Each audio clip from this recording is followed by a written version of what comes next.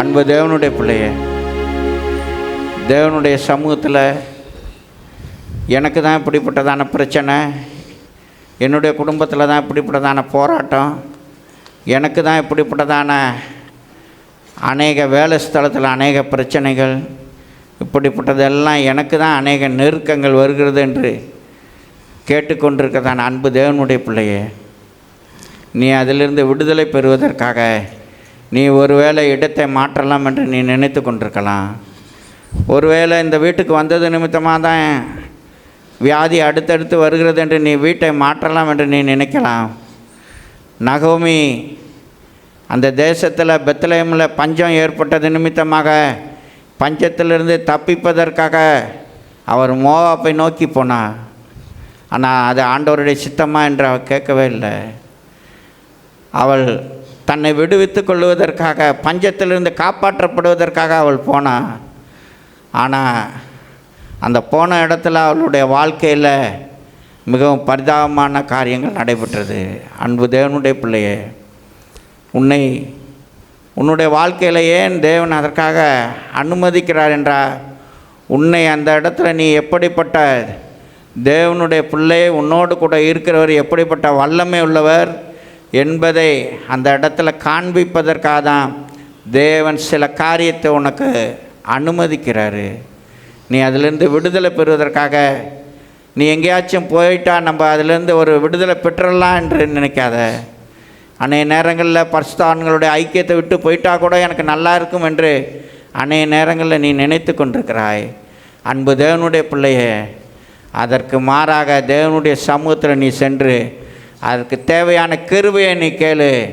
அந்த கிருபையை அவர் தேவன் கொடுக்கிற தேவனாக இருக்கிறார். அந்த நகமி தப்பித்து கொள்வதற்காக, பஞ்சத்திலிருந்து தப்பித்து கொள்வதற்காக மோவாப்பை நோக்கி போனான். அதே பெத்லெஹேமில் அதே பஞ்சத்தில் எவ்வளோ பேர் இருந்தாங்க. ஆனால் தேவன் போஷிக்கவில்லையா? தேவன் காப்பாற்றப்படவில்லையா? அதே பெத்லெஹேமில் இத்தனாயிரம் பேர் இறந்து விட்டார்கள் என்று சொல்லத்தக்கதான வகையில் எதுவும் காரியம் நடந்ததா? ஒன்றும் இல்லை. ஆனால் தன்னுடைய சுயத்தை நிமித்தமாக தப்பிக்கொள்வதற்காக போனான். ஆனால் அங்கு எந்த மோவாப் செழுமையாக காணப்பட்டதோ, எந்த மோவாப் அவளுக்கு மிகவும் அருமையாக காணப்பட்டதோ, எந்த மோவாப் அவளுக்கு ஏதேன் தோட்டத்தை போல காணப்பட்டதோ, அதே மோவாப் இன்றைக்கு திரும்புகிற பக்கம் எல்லாம் கல்லறையாக காணப்பட்டு கொண்டிருக்குது. ஒரு பக்கம் கணவனுடைய கல்லறை, இன்னொரு பக்கம் மானுடைய கல்லறை, எளிமையில கல்லறை, மக்லோன் கல்லறை, இன்னொரு பக்கம் கிளியோன் கல்லறை. இப்போ வாழ்க்கையை வெறுத்து போச்சு.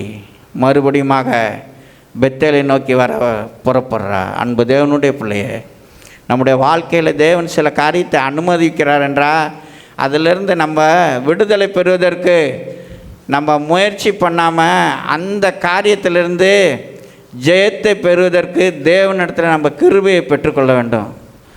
பொய்யான மாயை பற்றி கொண்டிருக்கிறவர்கள் தங்களுக்கு வரும் கிருபையை போக்கடிக்கிறார்கள் என்று சொல்லப்பட்டிருக்குது.